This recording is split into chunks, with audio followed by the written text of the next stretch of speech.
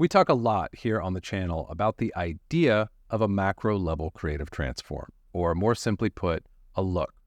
But one thing that we haven't discussed as much are the different options available to us within Resolve for how exactly we implement that macro level creative transform.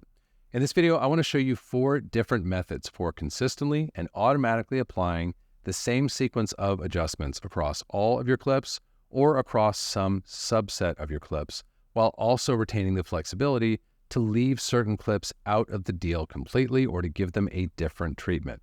Maybe you've got some graphical elements that don't need to receive the look. Maybe you've got some problem shots that need to be graded by hand. Whatever the case, I want to give you the tools to apply a macro level creative transform easily and quickly across all your shots, but also to leave out shots that you may not want to receive that same adjustment. So let's dive into Resolve here and take a look. So number 1, the easiest way to apply a macro level creative transform is the one that we talk about here on the channel all the time. And that's simply to tap over to the timeline section of the node graph and build your look or your macro level creative transform here. And you can see that's exactly what I've done in this case. I have a sequence of 4 LUTs from my Voyager LUT Pack that are giving me my overall look and that are indeed affecting every single shot in this timeline. And I'm simply going to grade underneath this timeline section of my node graph. This works great right up until I encounter a situation like I might with shot number 5 here, where I say, hey, this is a graphic element. It's abstract. It's really not part of the visual photographed narrative that I am working with. And for that reason, I don't want it to receive my overall look at all. I want to sidestep the overall look just for the duration of this shot. Well, this is the downside of implementing our look at the timeline section of the node graph. It's very quick. It's very easy. But there is absolutely no way to sidestep a look for any specific shot when we are implementing it at the timeline section of the node graph. If we want to do that, we need to look at some alternative methods. So let's take a look at the first one right now, and that is to make use of Resolve's group functionality. So I've already got a still saved of this look, so I'm just going to go ahead and right-click here in the timeline section of the node graph and say Reset All Grades and Nodes. I'm now going to tap back over to the clip section of my node graph, and I'm going to select all of my clips except for shot number 5. So I'm going to command click on shot number 5, and I'm going to right click and say add into a new group. And we're going to call this new group look. Okay. Now, as soon as I tap over to any shot which is a member of this group, you're going to see instead of these 2 dots that I had a moment ago, I now have 4 dots because I've got a group pre-clip, a group post-clip, and my timeline section of my node graph. In this case, what I want to use is the group post-clip section because this will allow me to deploy my overall look at a place in my node sequence where I can still grade underneath it, which is generally what we want to do when we're working with a look, but I can also sidestep things by excluding any shot that I don't want to receive the look from the look group. So that's what's going to look like this. I'm going to go to my gallery here, and I'm just going to apply the saved look that I have here. And you can see right now, every single clip in this timeline is a member of this group. But shot number 5, if I want to exclude it from this macro level creative transform, I can simply right click and say remove from group. And now it is no longer receiving the adjustment that all of the other clips in my timeline are. And I still have the ease and flexibility of being able to go in and modify this macro level creative transform, and it will automatically update across all of my shots, and I don't need to manually keep things in sync. So that's a great solution, really good alternative if you're trying to leave certain shots out of the bargain, but you want to have a look that easily tracks across all of the shots that it is being applied to. However, this means that you can't use the group function within Resolve for any other reason, because for example, if you already have multiple groups doing different things, you will have to manually apply your look to the group post-clip section of each of those groups, and you'll need to make sure that if you update your look in one group, that you manually ripple those changes over to the other group. So you really shouldn't use this solution if you're already utilizing the group function for some other purpose within your project. There are, of course, many reasons why you might already be using the group function. So if you are, we need to continue exploring and looking at alternatives to that are going to allow you to implement a macro level creative transform and affect most of your shots, but still give you the opportunity to leave some shots out of the bargain. So let's look at the next one that I want to share with you. The next one would be to use a shared node. So what we're going to do for now, I'm just going to command click everything, or hit Command A rather.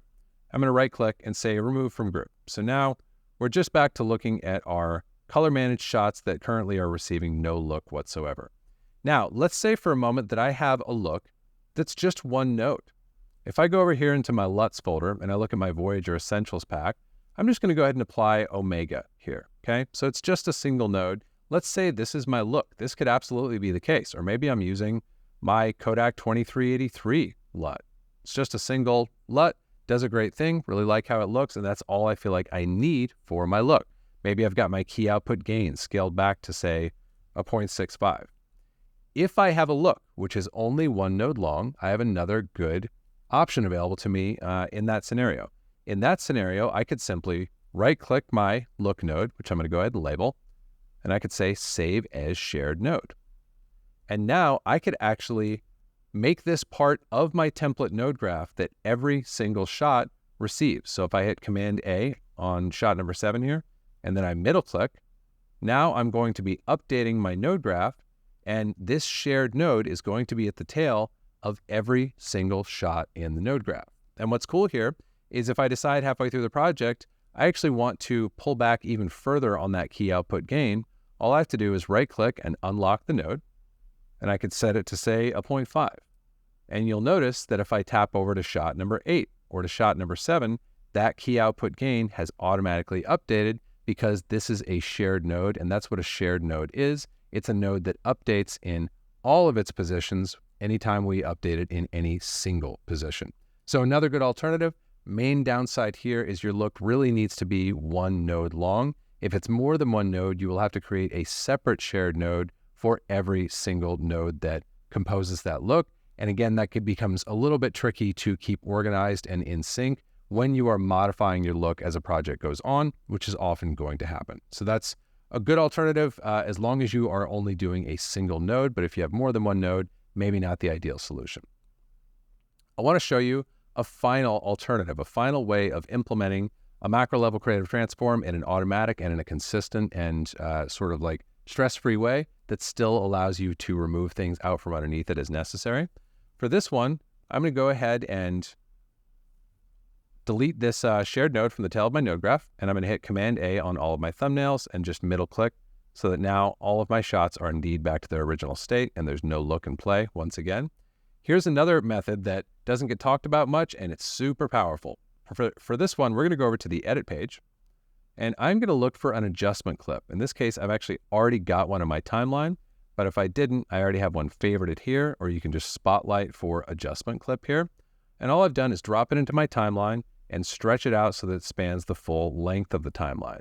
And you can see when I enable this adjustment clip and I tap back over to the color page, it populates in my thumbnails. It's labeled adjustment clip. And in this case, I've already loaded that look into the node graph for this adjustment clip. And so what do I have right now? Basically exactly what I started with, which is a timeline where every single shot is being affected by this overall look, okay? But here's the cool thing. Here's what I can do again in the case of something like shot number 6. I've kind of got the same challenge, right? Let's pull this out from underneath the look. I don't want the look to affect this shot. What can I do? Well, it becomes very easy. I can go over to my edit page and I can go to the clip in question and I can simply move it to a higher track. Now, because it is on top of my adjustment clip, it is not receiving any of the adjustments inside of the adjustment clip, meaning it is not receiving any of my macro level creative transform. So this is a final and maybe most flexible alternative to applying your macro level creative transform at the timeline section of your node graph. That is to create an adjustment clip that spans your entire timeline and that contains all of the adjustments for your creative look. And then for any shot that you want to sidestep that creative look with, all you have to do is move that shot vertically up in your timeline and get it out on top of your adjustment clip. Only downsides here, you need to be mindful that you're not inadvertently making a timing shift. Easy way to do that is to hold down Shift when you are raising this clip up and moving it up above your adjustment clip. And of course, you want to make sure that if you are collaborating with an editor or if you're ultimately going to be turning over a timeline, that you're not bumping clips in a way that's going to be confusing for another collaborator when they receive back your timeline of creative material. But other than that, I think this is maybe the most flexible way to implement a macro level creative transform if you intend to exclude at least one shot from receiving the effects of that macro level creative transform. So I hope this roundup is helpful to you, not only in terms of giving you some alternative strategies for managing and implementing macro level looks, but also in terms of beginning to understand how we can think about the flow of adjustments that our images receive inside of Resolve, and how we can manipulate this and leverage it to our advantage in order to have an easy time of applying our creative look wherever we want it, and also to easily pull things out from underneath that creative look whenever we need to.